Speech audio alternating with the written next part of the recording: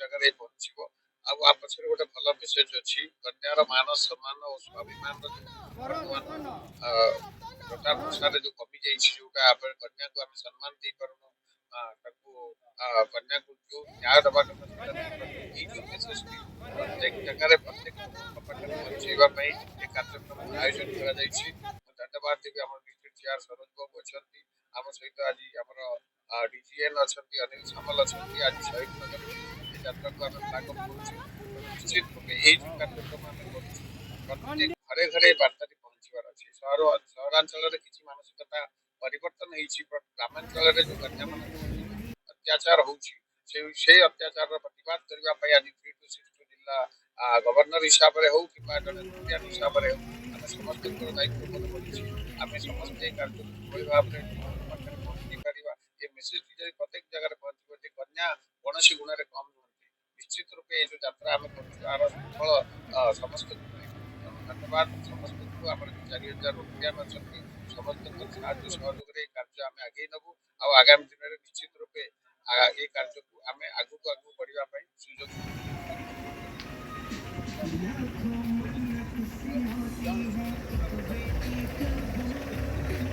ଦେଖନ୍ତୁ, ଆମେ ନିଶ୍ଚିତ ରୂପେ women's empowerment, girls child empowerment, ତାପରେ ଆମର ଗୋଟେ ରୋଟରୀର ଯୋଉ ଫୋକସ ଏରିଆ ଅଛି, ତାପରେ ମଧ୍ୟ ଆମେ କାର୍ଯ୍ୟ କରୁଛୁ। ଆ ପୂର୍ବରୁ ଆମେ ଦେଖିବୁ ଗୋଟେ ଓମେନ୍ସ ଏମ୍ପାୱାରମେଣ୍ଟର ଗୋଟେ ସେମିନାର କରିଥିଲୁ, ତାକୁ ବିଭିନ୍ନ ଏରିଆର ଯୋଉମାନେ ଅଛନ୍ତି ମହିଳାମାନଙ୍କୁ ନିଜ କାର୍ଯ୍ୟକ୍ରମରେ ପ୍ରଚେଷ୍ଟା କାର୍ଯ୍ୟକ୍ଷେତ୍ର ଲାଭ କରିଛନ୍ତି, ସେମାନଙ୍କୁ ଆମେ ସମ୍ମାନିତ କରିଛୁ। ଷ୍ଟାର୍ଟଅପ୍ ଏବେ ଗୋଟେ କରିଥିଲୁ, ଷ୍ଟାର୍ଟଅପ୍ ଆୱାର୍ଡ ଦେଇଥିଲୁ, ସେଥିରେ ଆମେ ବି ଗୋଟେ ଅସ୍ମିତା ଆୱାର୍ଡ ବି ଦେଇଥିଲୁ ସବୁ ମହିଳାମାନଙ୍କୁ। ଆଗାମୀ 1 ତାରିଖରେ, ଜୁନ 1 ତାରିଖରେ ଆମର ମେନକା ଗାନ୍ଧୀ ଆସୁଛନ୍ତି। ଆମେ ଯୋଉଟା କି ରୋଟରୀ ଓମେନ୍ସ ଅଚିଭର ଆୱାର୍ଡ, ଯୋଉମାନେ କି ସମଗ୍ର ଓଡିଶାରେ ଯୋଉ ଓମେନ୍ସ ମାନେ ତାଙ୍କର ବି କଣ୍ଟ୍ରିବ୍ୟୁସନ ଅଛି ସମାଜ ପ୍ରତି, ସେମାନଙ୍କୁ ବି ମଧ୍ୟ ଆମେ ସମ୍ମାନିତ କରୁଛୁ। ତା ପଛରେ ଗୋଟିଏ ବାର୍ତ୍ତା ରହୁଛି, ନାରୀ ପୁରୁଷ ଉଭୟ ଯୋଉ ସମାନ ଯୋଉ ବାର୍ତ୍ତାଟି ଆମେ ଦଉଛୁ, ଖାଲି କାଗଜ ପତ୍ରରେ ନ ରଖି ତାକୁ କିଭଳି ଭାବରେ କାର୍ଯ୍ୟ ଇଏରେ ଆମେ ଲଗେଇ ପାରିବା, ସେଥିପାଇଁ ରୋଟରିଆନ ମାନେ ବର୍ତ୍ତମାନ ଆଗକୁ ବାହାରିଛୁ। ନିଶ୍ଚିତ ରୂପେ ଏହାର ସୁଫଳ ସମସ୍ତଙ୍କୁ ମିଳିବ ଏହି ମୋର ବିଶ୍ୱାସ। ଜୁନ 8ରେ ବି ମଧ୍ୟ ଆମେ ଆପଣ ଅନେକ ମହିୟସୀ ମହିଳା ଯୋଉମାନେ ଅଛନ୍ତି, ଆମର ତୁଳସୀ ମୁଣ୍ଡାଙ୍କ ଠାରୁ ଆରମ୍ଭ କରି ଆମେ ଗୋଟେ ଚରଣ ସ୍ପର୍ଶ କାର୍ଯ୍ୟକ୍ରମ କରୁଛନ୍ତି। ଆଜିକାଲି ପିଲାମାନେ ଚରଣ ସ୍ପର୍ଶ କଣ, ତାର ଉପକାରିତା କଣ, ଆମେ ଗୁରୁଜନ ମାନଙ୍କୁ ସମ୍ମାନ କରିବାରେ କୋଉଭଳି ଭାବରେ ଆମେ ଭୁଲି ଯାଉଛୁ, ସେ ଜିନିଷକୁ ଆମେ କରିବା ପାଇଁ ବିଭିନ୍ନ ଓଡିଶାର ସମସ୍ତ ପାଖାପାଖି ଆମେ 10 ଜଣ ମହିଳାଙ୍କୁ ନିମନ୍ତ୍ରିତ କରିଛୁ, ଯୋଉମାନେ କି ତାଙ୍କର ପଦ୍ମଶ୍ରୀ ତୁଳସୀ ମୁଣ୍ଡା ବି ତା ଦେହରେ ଅଛନ୍ତି।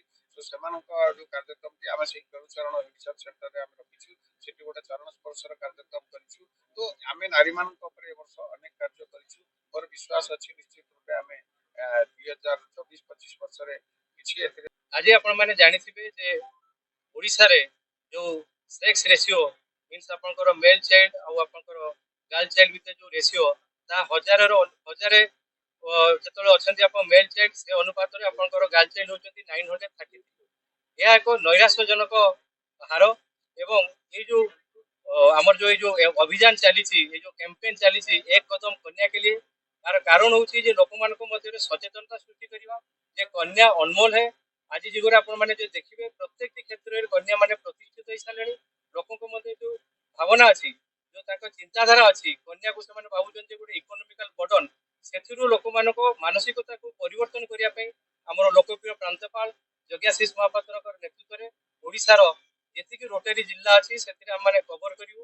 ଆଗାମୀ 15 ଦିନ ମଧ୍ୟରେ ଆମେ 1500 କିଲୋମିଟର ଯାତ୍ରା କରି କନ୍ୟାର ଯୋଉ ମାନ ସମ୍ମାନ ଏବଂ ସ୍ୱାଭିମାନର ସୁରକ୍ଷା ପାଇଁ ସଚେତନତା।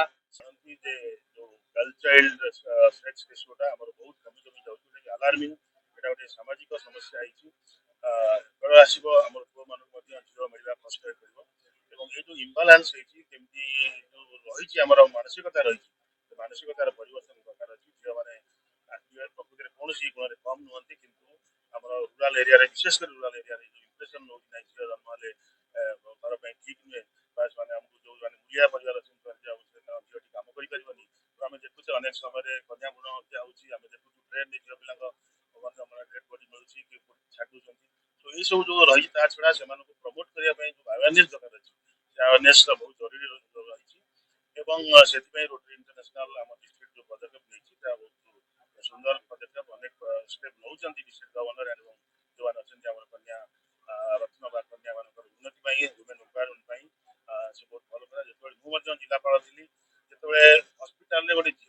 ଜନ୍ମ ହେଉଥିଲା ମୁଁ ଜିଲ୍ଲାପାଳ ହିସାବରେ ସେଠି ପହଞ୍ଚି ତାଙ୍କୁ ଫୁଲଟିଏ ଏବଂ ତାଙ୍କ ବାପା ମାଆଙ୍କୁ ସମ୍ମାନ କରିବା ସହିତ 1000 ଟଙ୍କା ତ ଏବେ ମଧ୍ୟ ଆପଣ ଦେଖିବେ ସରକାର ଗଲା ସପ୍ତାହରେ ଡିକ୍ଲେୟାର କରିଛନ୍ତି ଯେ ଯଦି ମମତା ସ୍କିମ୍ ହଉ ଯୋଉଥିରେ ହଉ ଯଦି ପୁଅଟି ଜନ୍ମ ହବ 10,000 ଟଙ୍କା ପାଇବ ଝିଅ ଜନ୍ମ ହେଲେ 12,000 ଟଙ୍କା ପାଇବ ତ ଝିଅ ଜନ୍ମ ହେଲେ ଗୋଟେ କିଛି କମ୍ ବା ଗୋଟେ ଯେମିତି ଝିଅ ଜନ୍ମ ହେଲେ ତାକୁ ଆମେ ଆଗରୁ କେମିତି ଆବର୍ଷଣ କରିବା ସେଗ୍ରିଗେସନ କରିବା ଏ ଜିନିଷକୁ ଆଭଏଡ୍ ପାଇଁ କରାଯାଇଛି ତ ଆମେ ସମସ୍ତେ ଜାଣିପାରିଲେଣି ଯେ ଆମର ଯୋଉ କନ୍ୟାମାନେ ଓଡ଼ିଶାର ମୁଖ୍ୟମନ୍ତ୍ରୀ ଆରମ୍ଭ କରିକି ରାଷ୍ଟ୍ରପତି ହେବା ପର୍ଯ୍ୟନ୍ତ ପହଞ୍ଚିଲାଣି ପ୍ରଧାନମନ୍ତ୍ରୀ ପହଞ୍ଚିଲାଣି ଆପଣ ଜାଣିଛନ୍ତି ଆପଣ ଅତୀତରେ ମଧ୍ୟ ମାର୍ଗାରେଟ୍ ଥାଚରଠୁ ଆରମ୍ଭ କରିକି କମଲା ହରିଶ ମଧ୍ୟ ଯାଇକି ପହଞ୍ଚିଲେଣି ସ୍ପେସ୍ରେ ଆମର କଳ୍ପନା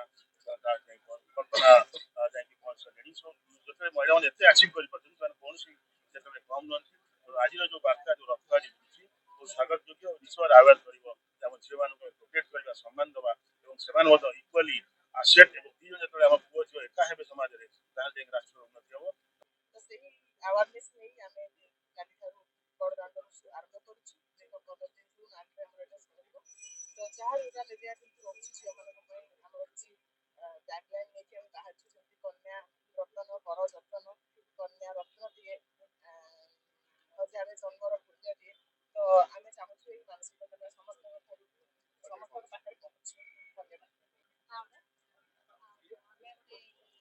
awareness program କରି ଚାଲିଛି ଆଉ ସାରା ଓଡ଼ିଶାରେ ସଚେତନତା ବାର୍ତ୍ତା ଦେଉଛି କନ୍ୟା